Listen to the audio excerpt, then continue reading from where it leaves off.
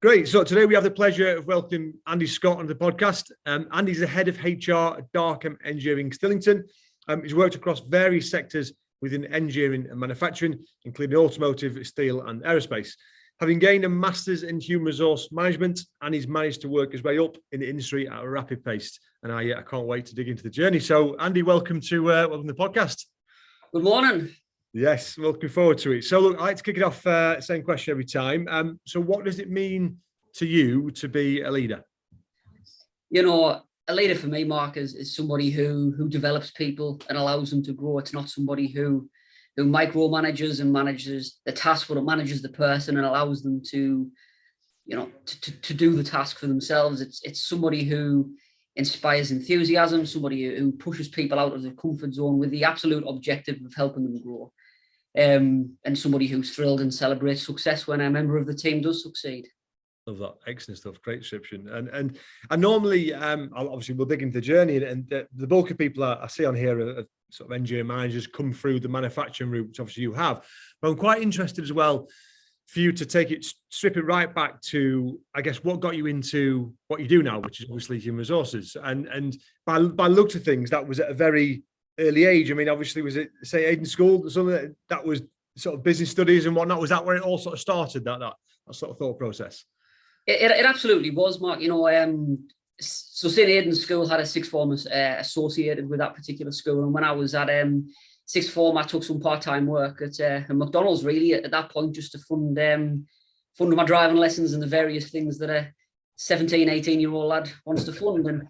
And, McDonald's was a fantastic foundation, really, for my career, because it taught me what I was good at, and it taught me that I was good at people and understanding what motivates people and how you develop people and how important that is to the success of an organization, just like materials or processes or whatever the case may be. So I learned at that early age the importance of people, and it was almost that natural career route, if I'm honest, Mark. It just came naturally. So yeah, and McDonald's has a fantastic management scheme and grad route, and people don't tend to realize that. I mean, I've got one of my members of staff, Brogan. She came from previously, she was at Enterprise before, but she was at McDonald's, and I know a few people have gone through down that line, and it does, they teach people a lot of good values there. It's one of those sort of untapped resources into management. Now, I think a lot of good people have come from that way. So, I mean, going into, I guess, university and then sort of higher education, then was your plan sort of just keep doing that because you enjoy doing it, or did you have management and HR in mind? Was that the sort of one focus? I think for me, HR is not that thing that people aspire to do at that young age, right? You want to be a fireman or an astronaut or whatever the case may be, and HR is something for me that you learn to understand over time, and the importance of human resources. Like I say, it came to me quite early in my career back at McDonald's, but there isn't that, or there wasn't that immediate route into HR. I took a business management route initially, so through sixth form into university, and then specialised in HR towards the back end of my undergrad degree. So I did an industrial placement in a fantastic organisation, Johnson Matthey Catalysts over in Billingham, and yeah, almost directed my career in that direction, but it took time. I had to go through various other steps first, such as the business management route and the core modules within business management, such as finance and marketing and all of the other areas really within business management. Have you ever thought and sort of pinpointed why you went down that route? Because I guess, again, a lot of people, let's say an engineering manager typically started off, as potentially as an operator, worked their way up, and sometimes they've got the family route where it's sort of engineering is ingrained into them. I guess personally, I knew that was never going to be a route for me, just because I never had any interest in I've always been used to sort of hand practically. So I guess for me, I always want to work in an office and I just want to work with people, and that's all I knew at the time. So that's why I went into what I did and into management. Did you see sort of business as an area where you wanted to work in a particular environment, or was that just something at the time you were quite fascinated with wherever it would take you, I guess? Yeah, I think the latter, to be truthful. I think I'm fascinated by business, how businesses work.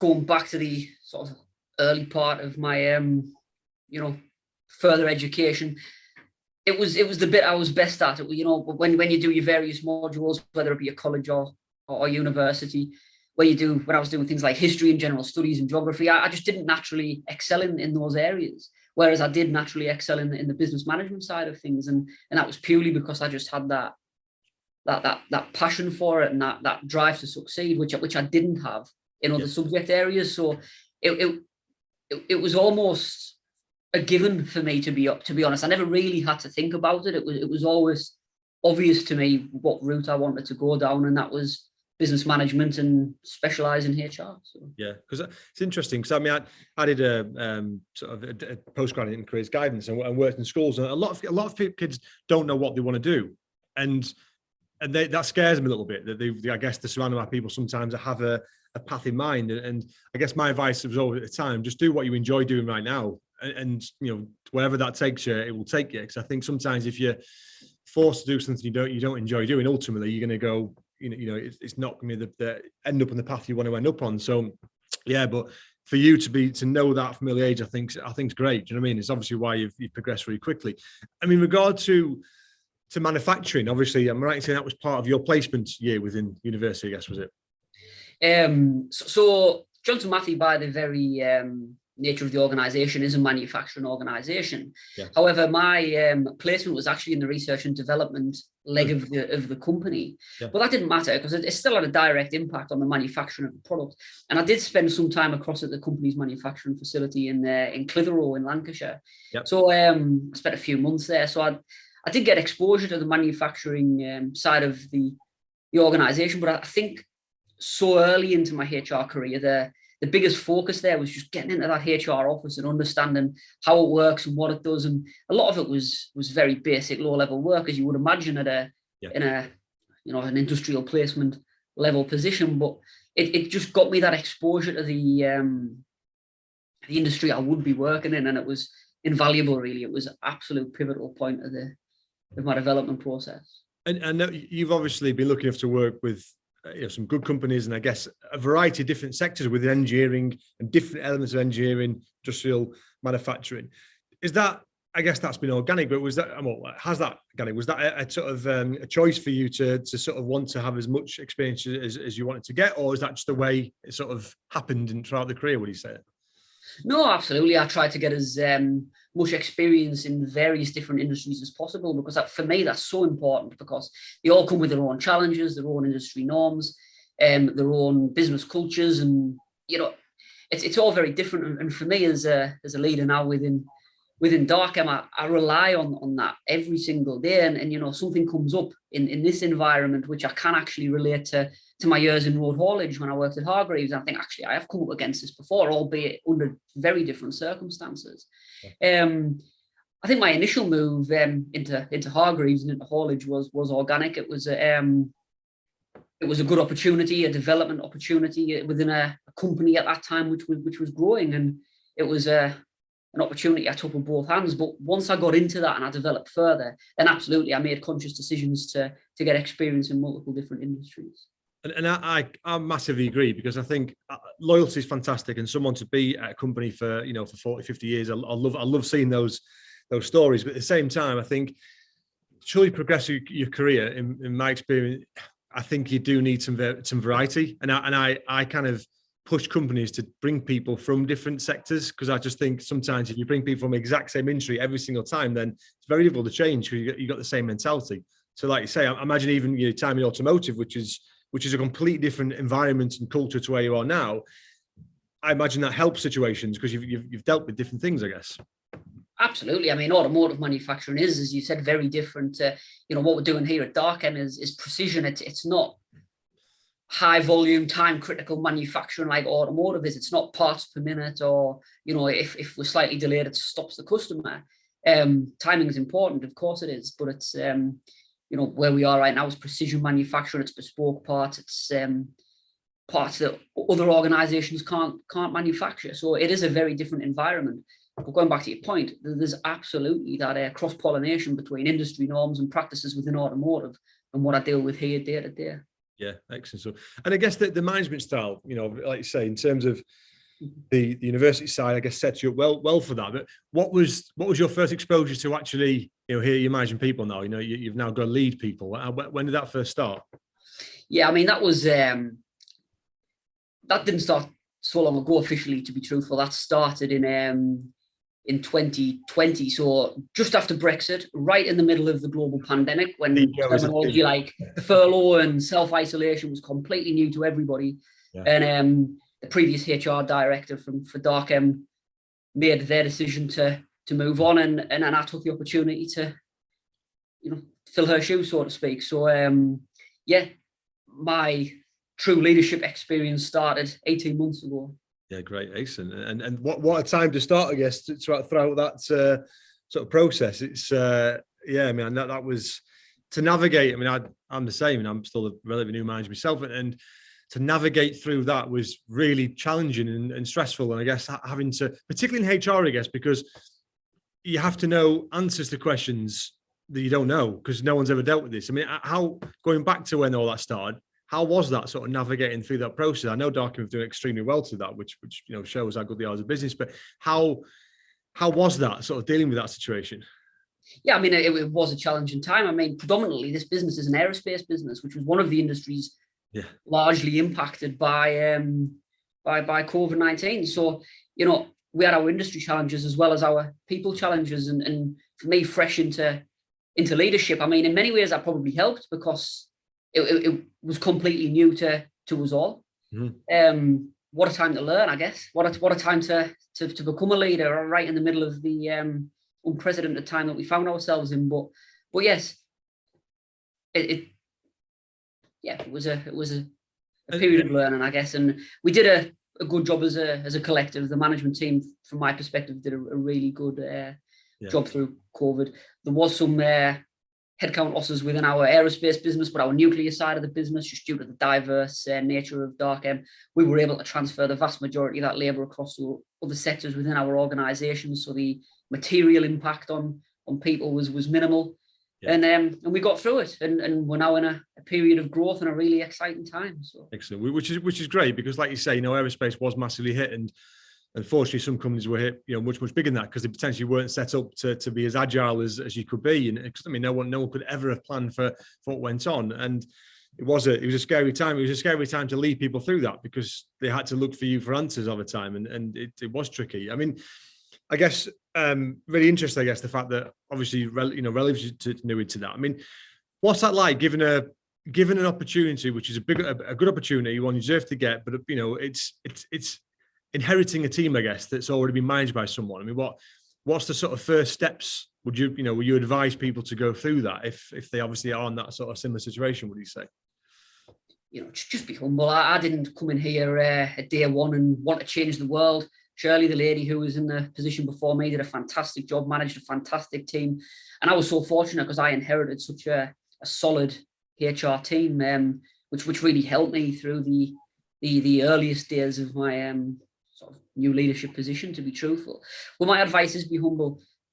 No one expects you to have all of the answers. They may expect you to find the answers, of course they do, and lead people through that period. But, you know, just be honest with yourself and just make the best of it. Get out there, do what you need to do, put the hours in, put the hard work in, learn when things don't go right, put them right, and just move forward. But take the team with you. And I did, you know, I was able to do that. Like I say, I've got a fantastic HR team and the wider team around Darchem. We were all on this journey together, and just take everybody on that journey. Yeah, I agree. It is, I think, and what Darchem have done extremely well is you've created a culture where people buy into that, and I think that's really important, because, you know, that's the whole point of being a team, and like I say, moving that journey together is very, very important. I guess when I started, I did it consciously, but I guess subconsciously I've had some great leaders myself. I've had some great managers, but I've had some really poor ones as well. And I think you take influence from both, don't you? In that respect. I mean, do you find yourself sort of reacting to situations and reflecting after, thinking, my old manager would have, you know, I've probably got that from that old manager, or actually, I don't know what names, I probably I've probably not got that because obviously I've been managed like that before, and that's not, I know that's not the way to do things. Do you ever sort of think about that, reflect it? All the time. And I think I've been massively fortunate really with the managers I've reported to through the years. I think, if I look back at the three more permanent positions previous to Darchem, two of the managers from them particular roles were people development focused, enthusiastic leaders who drove progression and who influenced me in such a positive way. And yeah, when things didn't go right, of course you learn from that as well. And when somebody did something and you think, actually, I would have done that differently. Yeah, I use that every day, where you think, actually, I'm going to respond slightly differently to this, or I'm going to, take the team in a slightly different direction to what that person might have done. I would say it's a combination of both. Absolutely. I don't know about you, but I think the fact you have the awareness for that is the most important thing, because I think for me, poor leaders don't have the awareness. They don't reflect on how they dealt with things. They just presume they dealt with it well. Because I'm exactly the same. I'll stew on things and I constantly now sit and think, okay, did I deal that well? Yes, I did. Could I deal with that better? Yeah, you know what, I could. And it is because I think it's just an ever sort of changing world, and it's a difficult position to have. But I guess if we're making ourselves, if we're aware of how we are managing, I think that's the only way to improve ultimately. Would you say your biggest influence have been the people you've been managed at Darchem then? Would you say, in terms of, because obviously you've had a industrious career, I guess. I mean, has anyone else that's ever sort of influenced you throughout your career so far, would you say? Oh yeah, I think, previous leaders, other colleagues within organizations, and I would say I've taken influence from all of those people throughout my career. And come back to the previous point, influenced in the right way to do things, and also influenced in actually the way I don't want to deal with a particular issue. I've also taken a lot of influence from events in my life, So it hasn't always worked. There's been times that I have been unsuccessful and I've made the wrong decision, and I learned from that. I think every time that's happened, I've always come back stronger. I've it's maybe frustrated me for a very short period, and then I've learned from it and moved on. And a lot of the personality traits or the managerial traits that I try and display today come from sort of previous failures, really, where I've actually just learned from that and changed my direction. And I think you're right. You learn much more from the failures than you do your wins, because you don't tend to reflect on your wins. You tend to kick yourself for failures, don't you? I think that's what I always find. Oh yeah, I think for me personally, and I'm sure it's the same for the majority of leaders, you obviously take passion and pride in what you do, and you take failure quite personal, and you have to learn from that and move on. Otherwise, you never would move on, would you? Yeah. But yeah, it's a big influence. And management is tough, and I think the higher up you get, I would say the more stressful it becomes. In all honesty, I think that's my experience. Yeah. And I don't know about you, but I've had to sort of dig into my why, you feel like, very often, and what motivates me. I know obviously for yourself, you've got a baby due today, so by the phone. I mean, is what would you say is your biggest influence? We say outside of work, which is who or what, which is sort of lead you to turn up every day and be 100%, would you say? Yeah, without a doubt, I have my immediate family, without any doubt. My wife, yeah, I do have a baby boy due any day now, so that's a huge influence. I want to do him proud and give him the best life that I possibly can. I also owe a lot to my mother and my grandparents. They drove in a really strong work ethic from being a small child. It was normal for me, for my mum to go to work, my grandparents to go to work, uncles, aunties, everybody went to work. They all worked hard. They all did long hours and did a really good job. And it was, it doesn't make sense to me why people don't want that and why they don't want to progress. And I'm sure, that's just been a huge influence on my life and my direction, really. Just keep moving forward, keep growing, keep learning, keep, taking that next step in your own personal development. Yeah. So and you saw that at an early age, that was the norm for you, I guess, people striving for more. Oh, absolutely. I think,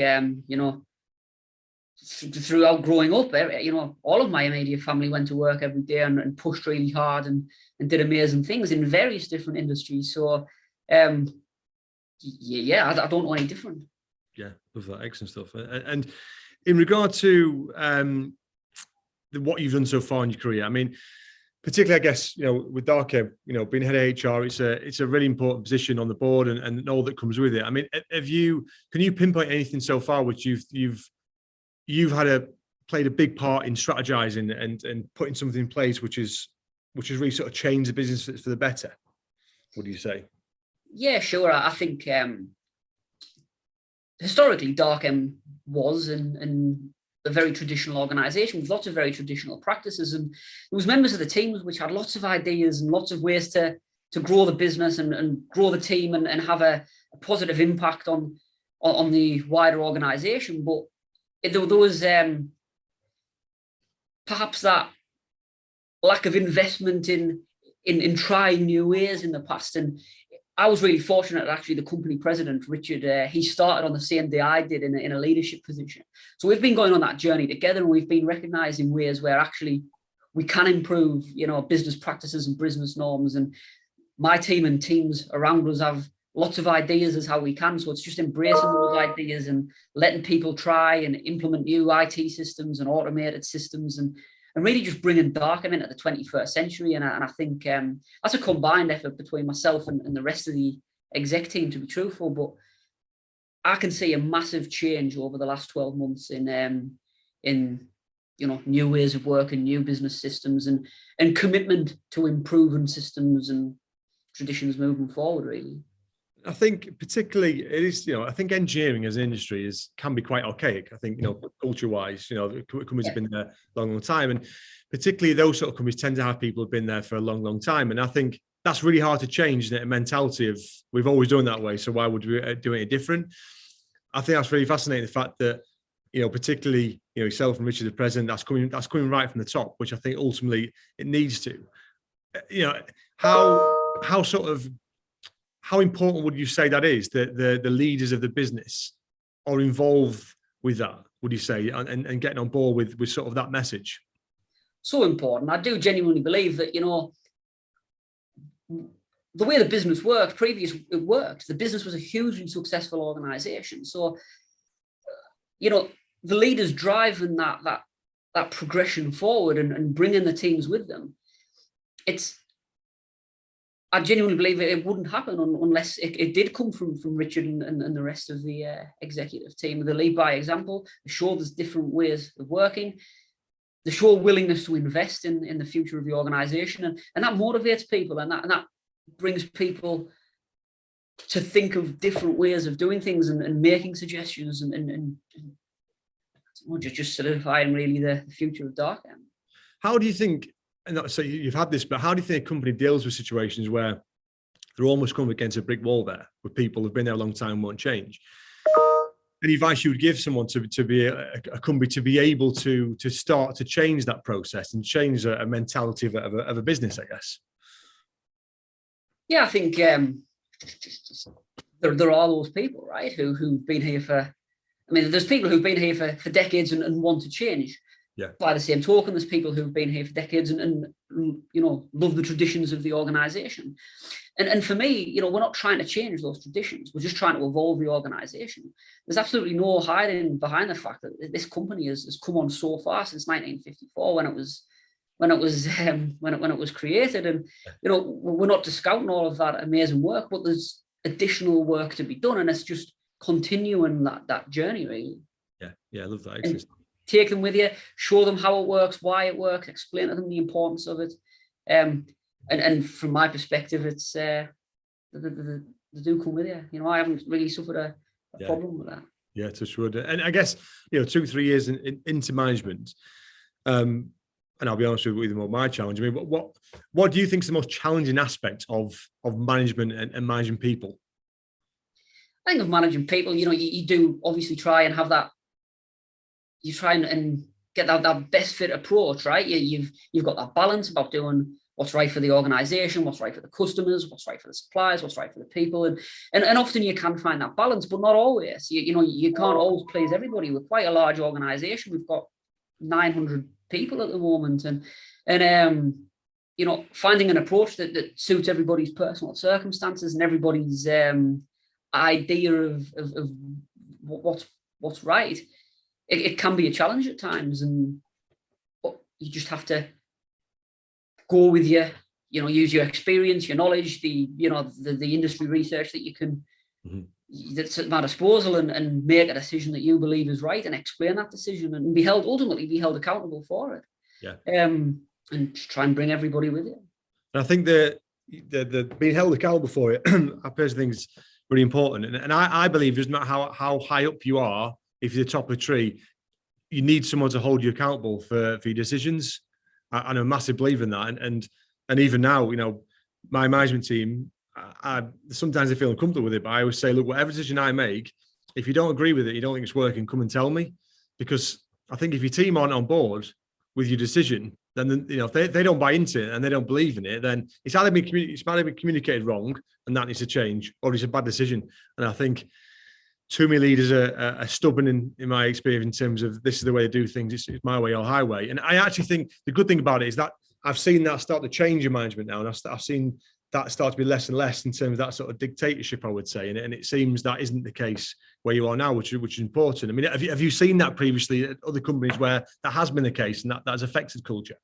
Oh, absolutely. You see where there's decisions made which hasn't fully considered the impact it may have on people throughout the organisation. And, from a Darchem perspective, we are going through that period of cultural change. We are trying to, slowly make inroads into changing the business culture.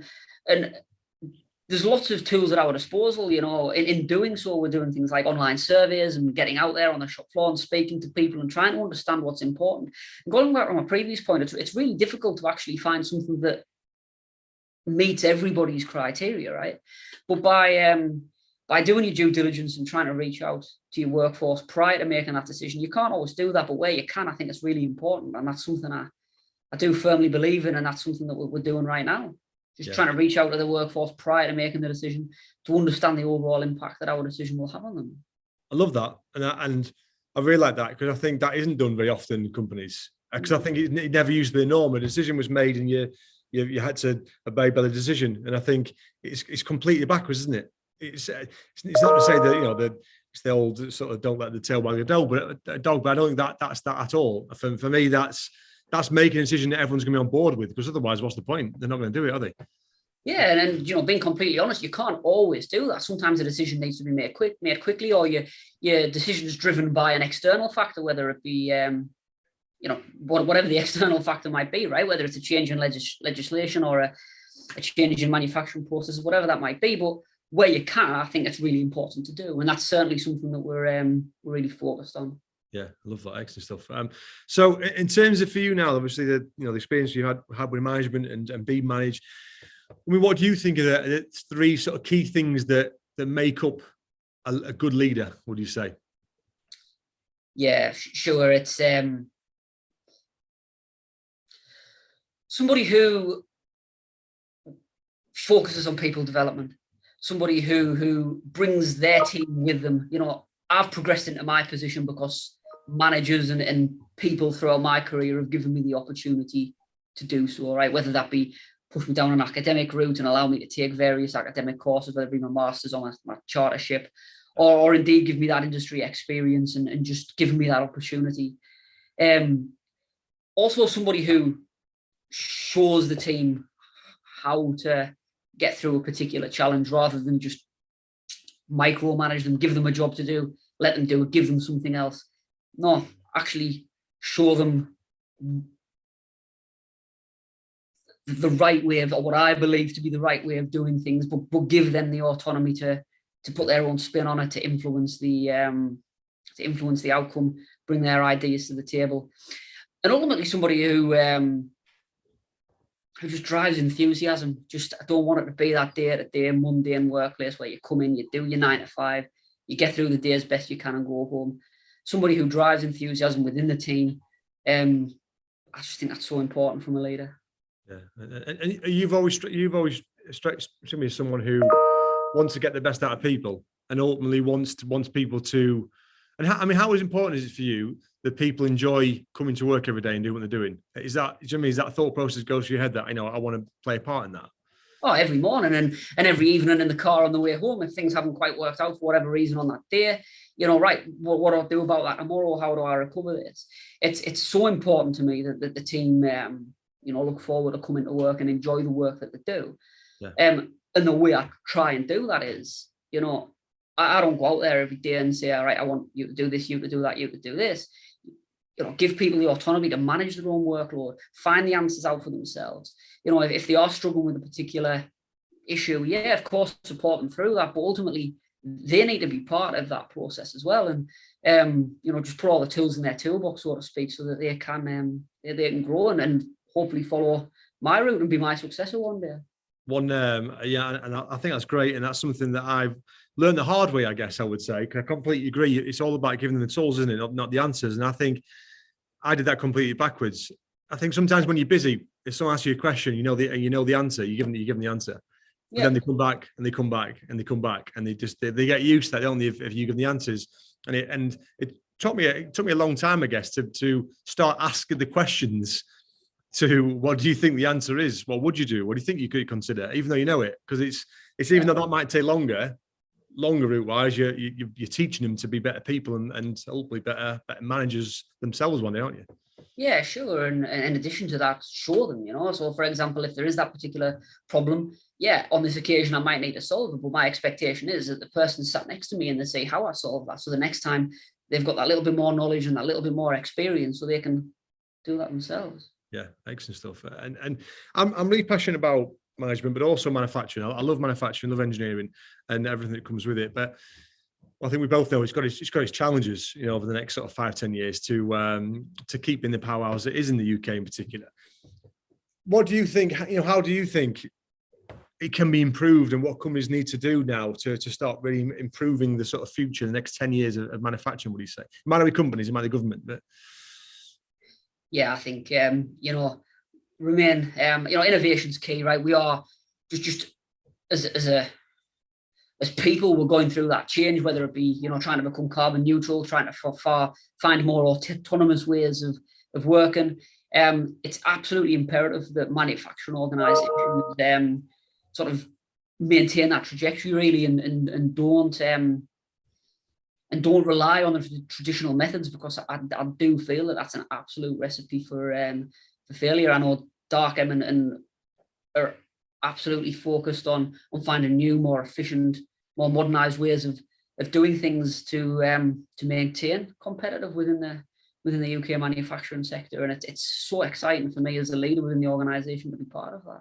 Yeah, no, I bet, and I can see that, and that passion come through, which is great. I mean, having gone through this journey with COVID and come out of it really well, which shows the strength of the company. What's next for Darchem then? What sort of plans next couple of years have they got? Just keep growing, keep learning. We've got a really exciting nuclear project at the moment down in the south, down in the southwest. If you look at Darchem's growth and it's how versatile it is, and the various different sectors that it's whether it be, we are predominantly aerospace, but we're also in motorsport, we're in nuclear, we're on various other sectors which I'll not mention. Just continue really with that diversification, continue to grow our people, and what we've done today, it works, right? It's just doing more of that and just continuing down that route. How I mean, out of interest, if you don't want me asking a question, that, and I'll include ourselves here. We came out of COVID, and thankfully, touch wood, we did fine. But we kind of thought, we are agile, but we need to be more diverse, need to be more agile, because who knows what's around the corner. And I think a lot of businesses have done the same. They've had to sort of relook at the processes. Is that something that you've proactively looked at now to go, you know what, who knows what's going on the corner? We've got to keep diversifying as a business. Thank God we've got to keep diversifying. Has that been sort of a proactive thing, would you say?